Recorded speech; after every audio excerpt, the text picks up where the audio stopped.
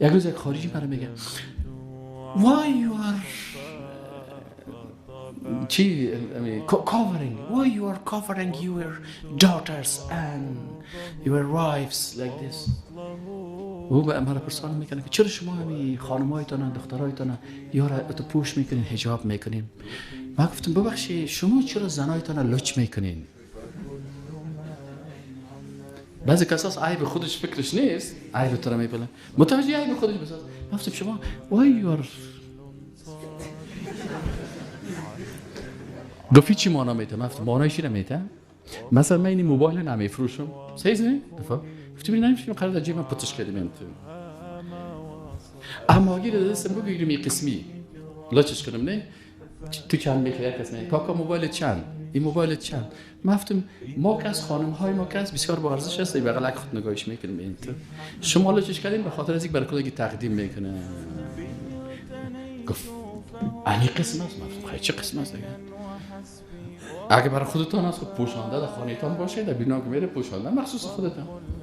شما که تو برهنش کردین به این مانا که عرضه کردین در بازار گفتیم اگه چشم من میبینه میگه کدام دریور بود شیشه بود این شیشه سعی میکنه که یک نفر دیگه خانمش این پشت شیشه بسیار آرایش کرده و چهرهشان خوب مقبول زیبا این دریور باز می چیز گفته برای می مرد گفته که ببخشید آقا صاحب امی خانمتون بگین که لبسیرینش گلابی است من خوشم نمیاد اگه میره سرخ بزنه خوب است. او ورش گفته که ترا لبسیرینش چی؟ گفت چرا مرا چی؟ گفت خانم ماست. گفت خانم تو بود خدا خانه برات لبسیرین میکرد. این خود موتر که سوار شده این قسم لوای خدا پشت سر شیشه ساختن معلوم بشه با من نمایش میدن. من گلابی خوشم نمیاد بگو سرخ رنگ.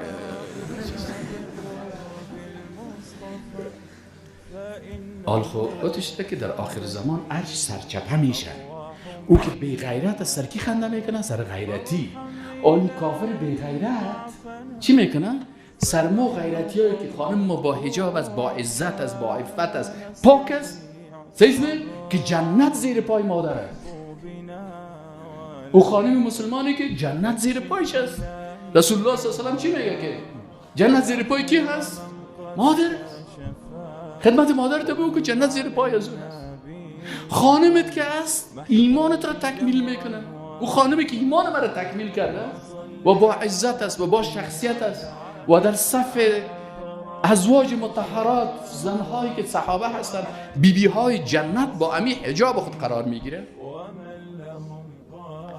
اینو ایواز ما سر زو خنده کنیم و میخواد سر چی خنده میکنه؟ سر ما. باز گفت خیلی خانمای شما با خانمای ما چی فرق داره؟ ما گفتم ما فرق داره. گفت چی؟ ما گفتم خانمای ما که از بیبی هست از شما لیدی. بیبی چیست؟ کافر بود که من راست میگه. گفت بیبی و لیدی چی است؟ من گفتم بیبی است که مثل خانم هایی که در عصر رسول الله صلی الله علیه و بودن با شخصیت استاد ما هست از پیش درس یاد گرفتیم. مادرم هم هست بچه‌ش مادرم به طرفش میبینیم کی هست؟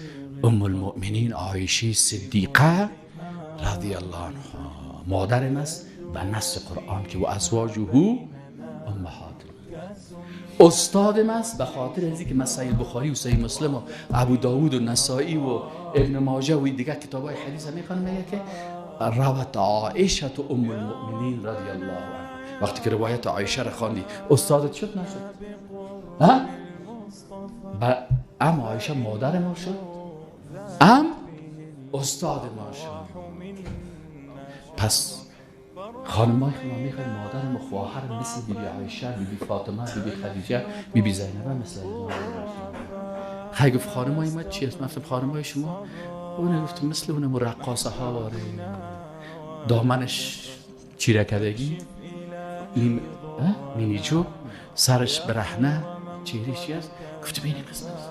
اگر تمدن در برهنگی باشه شادیای باریوش بهترین مخلوقات متمدن جهان است.